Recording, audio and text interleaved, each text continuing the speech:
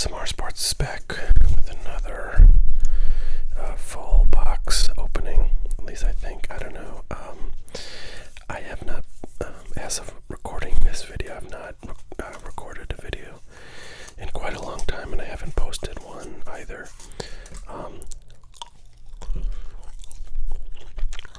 So I've been thinking I need to make a bunch of videos, and it's easier to do that if I'm a bit quicker in terms of length. So I'm not sure we'll get through the whole box here, but we'll start opening packs and see where we get.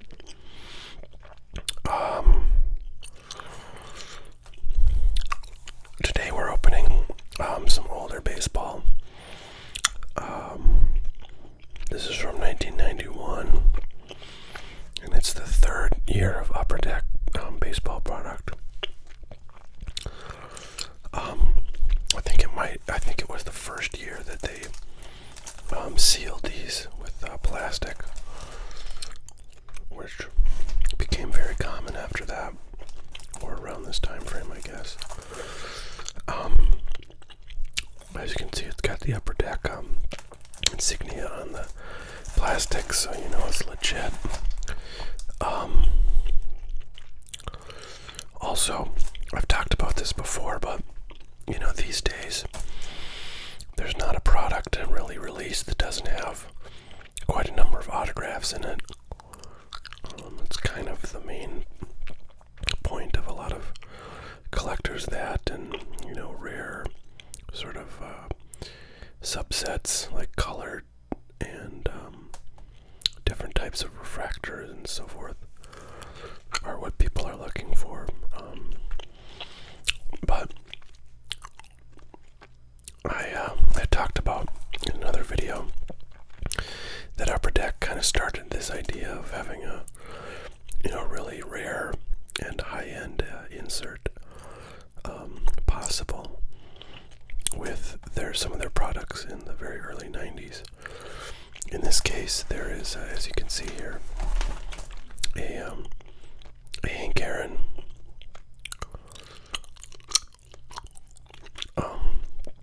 autograph card you can get in these cards, but unlike today's products, the autographs are much more difficult to obtain.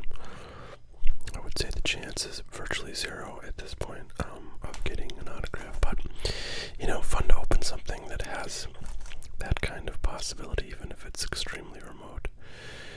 And I was just realizing this is a high number box, so this has got the low and high number cards from this product. I'm just going to dig in here. In terms of value out of this thing, yeah, honestly, not a lot.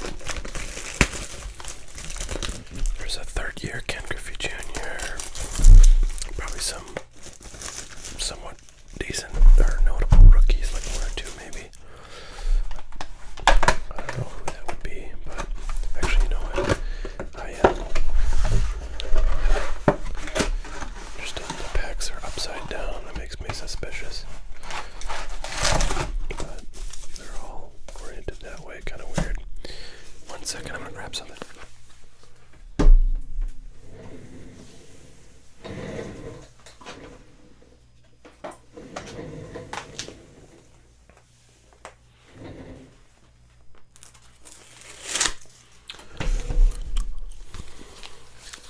Okay, I wanted to grab, I actually recently subscribed to Beckett Baseball. It's funny because the price guide is like 90% of this thing, but it's virtually worthless. Just because the prices listed are, you know, not really accurate reflections of what you'd find in the market, like on eBay. So they're kind of useless. But I'm just gonna look. Let's see here. This does have a lot of the older sets for baseball. So here's the 1991 Upper Deck. You can see. So, okay, so Chipper Jones rookie card. He's in here. That's the most valuable thing. There's a Mike Mussina rookie card. So he's not a Hall of Famer, but it's possible he could be someday. He's been on the ballot, I think, at least a couple times. And then your usual kind of collection of Hall of Famers. It looks like you can get, I think that's the Michael Jordan card when he was playing in the minor leagues. They came out with a card for him. I think I've got one of those from somewhere. I don't think it's actually worth nearly $8.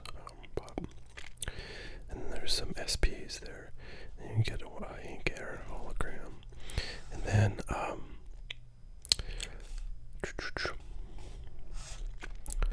so, okay. This is the Hank Aaron autograph. It looks like there's 2,500 of them made.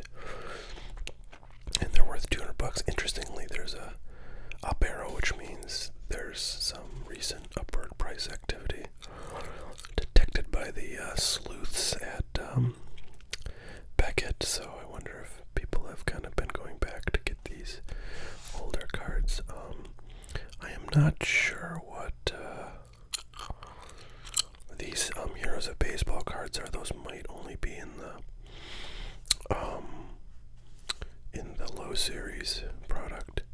And then this is the final edition, which is like a small little update set. And I actually have, at least I did have a couple of those that I got a long time ago. And like it's got the Pedro Martinez rookie at $8, which is ridiculous. Nobody's going to pay $8 for a Pedro Martinez rookie, although he is in the Hall of Fame, I think, now. So maybe it got a little bump on Jim Thome, $8. Ivan Rodriguez, but I had those back when Pedro Martinez was really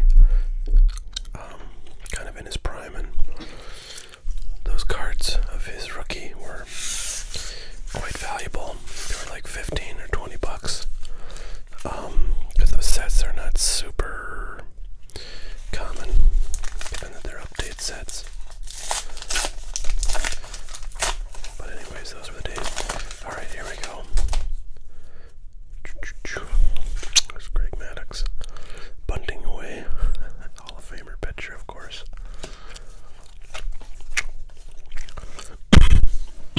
Excuse me, that was probably very loud. I apologize.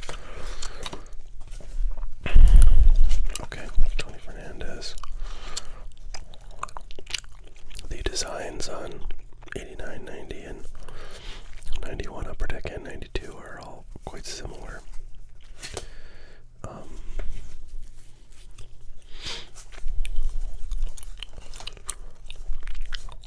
Could have done without this weird and random rotation of cards. Thank you very much.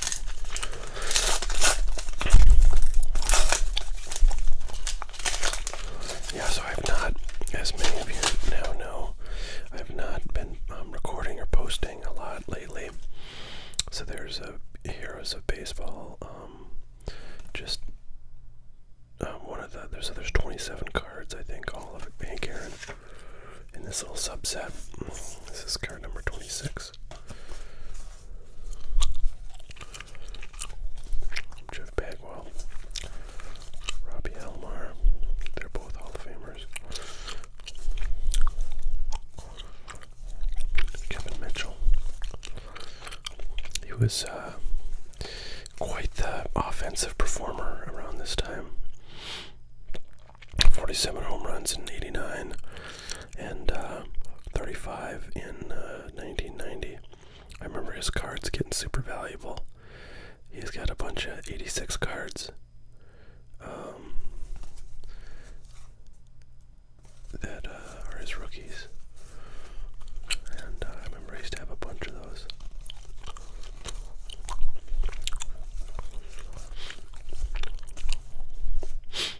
The San Francisco Giants were quite the team back then, and they had a resurgence, I don't know, 5 years ago or something.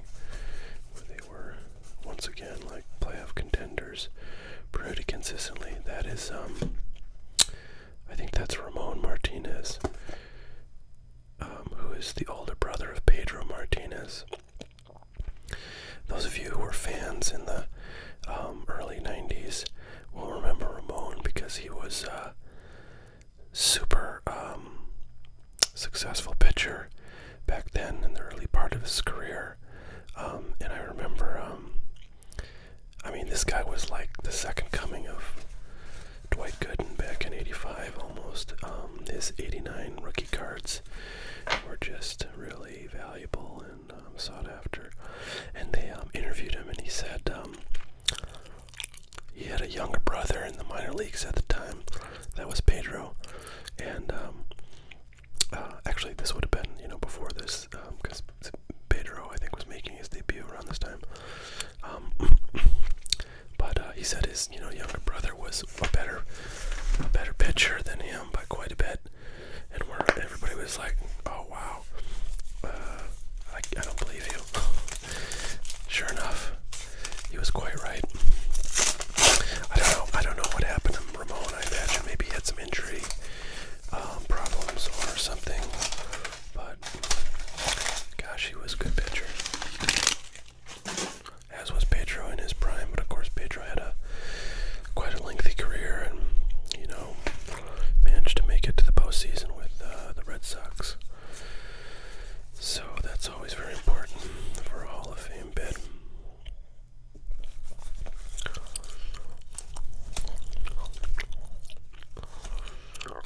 That's a cool Frank Thomas second-year card.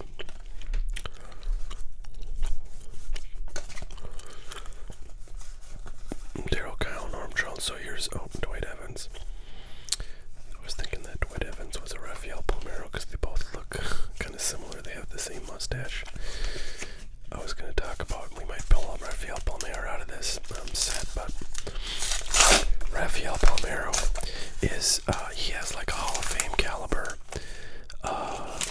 kind of resume in terms of his stats. But boy, look at the damage on that, like just on the sticker. So, anyways, Rafael Palmero had a really great career numbers-wise, but he was actually testified to Congress when they were investigating the steroid scandal in Major League Baseball, and he testified that he did not use any substances, but later there was allegations and claims that he did, which he denies. But he sort of the funnel top prospect. He gotta get this packet out of here. He ended up like sort of retiring, I think, because nobody wanted to sign him after all that went down. And anyways, recently he's now like 45 or something, or maybe even 49. I don't know. Another Hank Aaron. There's Gary Carter. Wow, look at that with the Dodgers. That was one of the last teams he played with, I think. So he was a longtime Mets player. Started with, I think, the Expos, then Giants, and then the Dodgers, and I think they probably retired shortly thereafter. But anyways, Cecil Fielder, father of Prince Fielder. Boy, whatever happened to Prince Fielder? I gotta look that up. I'm sure he is injured, retired or something. Okay, Rafael Palmer. So anyways, the guy's quite old right now, but he said he could still play at the major league level even at his age. And so he's actually trying to do a comeback. I think he's in an independent league, which is sort of like a sub minor league level, but still professional baseball. And I don't know how he's doing, but I thought I read a report or something he'd hit a home run or something in his first game back. But anyways, I'm always rooting for a story like that for a guy who's just trying to come back. I think it's great, frankly. So I presume he probably did use performance enhancing drugs, but I still think it's neat that he's trying to come back at such an age. As you get older, for those of you, I think probably many of my listeners are quite young. as you get older, and I am probably older than most of you guys, just because I think the general YouTube audience skews younger, but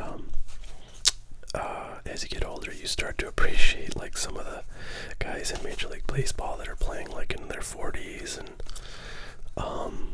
you know, guys that are like Roger Clemens, who are still, because he played like a similar thing where he was doing like professional baseball in like an independent league. Anyways, you appreciate guys that are able to keep a career going into that extreme age. God, what the hell is that? It's like a piece of tape or something.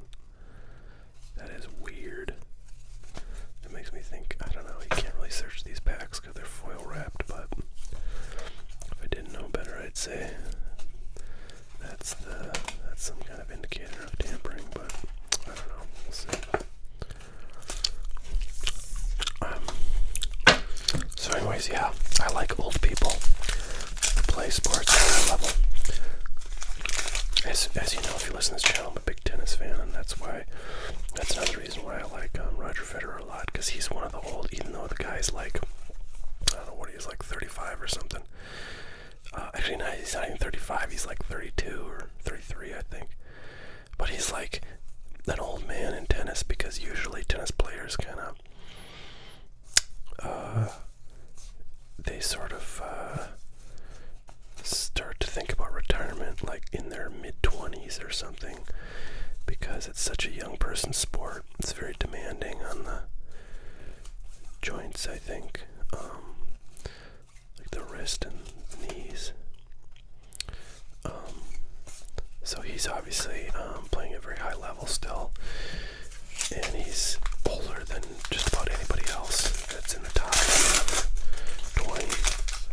So I really like that.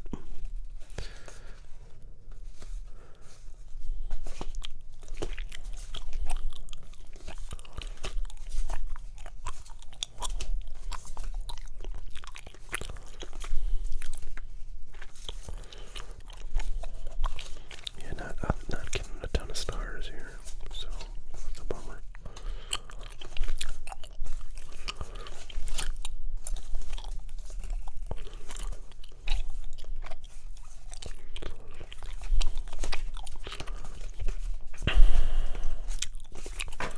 Alright, that's a fourth of the box down. I might do this second half and call it quits, because this video is about 18 and a half minutes. I think 20 minutes is probably plenty. At least for me. Kirk Gibson, the Royals. Willie Randolph with the Brewers, longtime Yankee.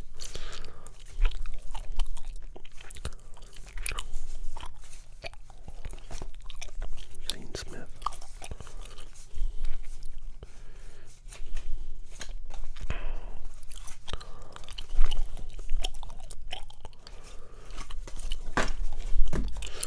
Yeah, really not pulling much out of these. I'm kind of bummed we're not getting more stars like Sandberg and Gwynn and Ripken, Don Mattingly. There's Bo Jackson. That would have been a nice pull back then. This must have been, I think that was the White Sox. It was like after he had injured his knee or hip in football and got surgery and then come back to baseball only, not to football. Tough to play football with a hip replacement. One time I saw a show on ESPN about Bo Jackson and kind of what he was up to now, and apparently he's gotten into like I don't know what you call it, but like not bow hunting, but just like working on the bows. I think he probably goes hunting too, but he's like a big God, I wish I knew what that was called. Somebody who's into like bows, as in bows and arrows. Like he makes them, customizes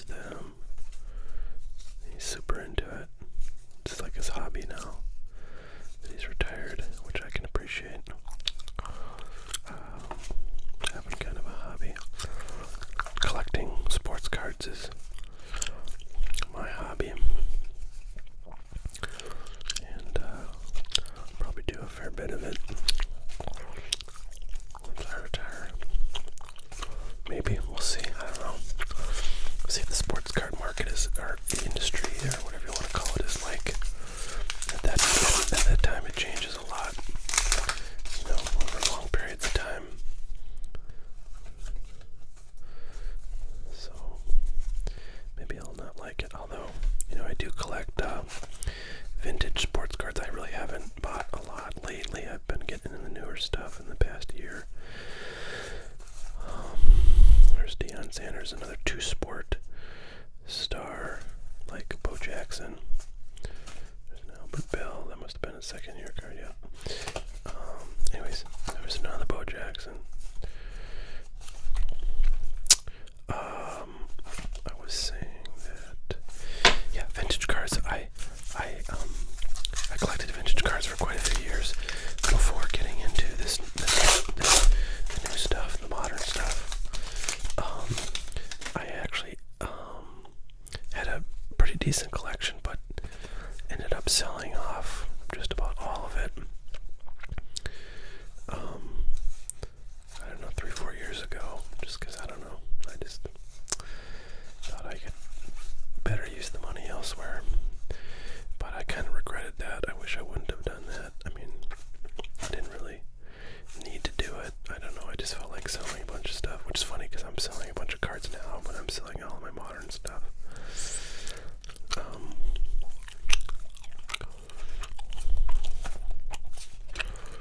But I did buy back a fair bit of vintage stuff. Not the stuff that I had before exactly, but similar stuff. And I'm just gonna kind of sit on that for a while. Maybe I'll get back into it again. It's, buying vintage is, it's interesting. It's not any cheaper to do that, to buy, vintage cards than to buy, like boxes and cases of new stuff. But I do think it's a much better return, or at least a way to maintain. God, I thought that was gonna be Deion Sanders.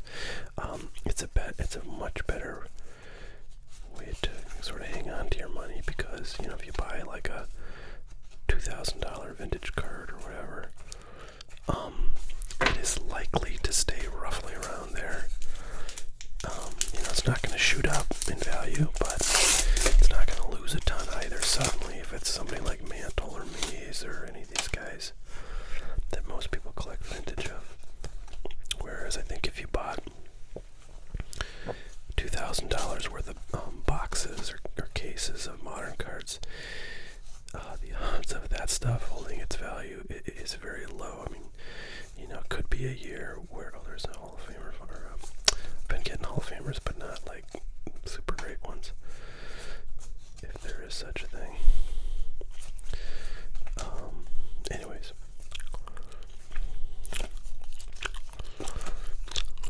yeah. So I just think modern cards, you might get a situation where you've got like a Mike Trout rookie card that's autographed or whatever.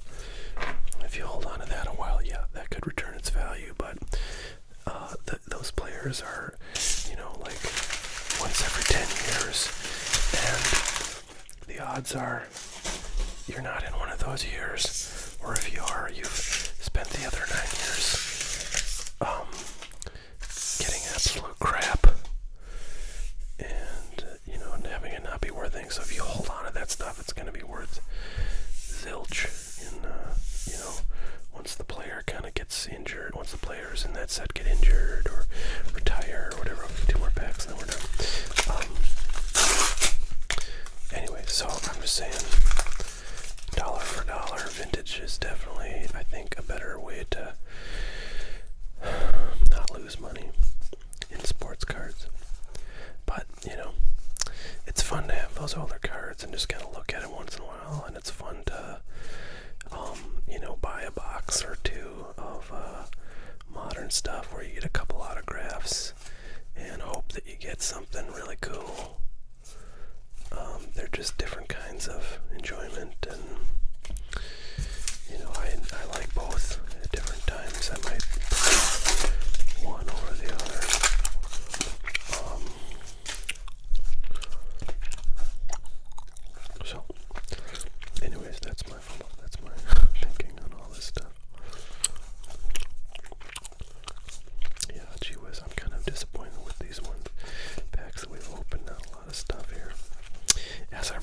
it is Memorial Day weekend, so I hope you all had a great Memorial Day weekend. When you listen to this, it'll be after.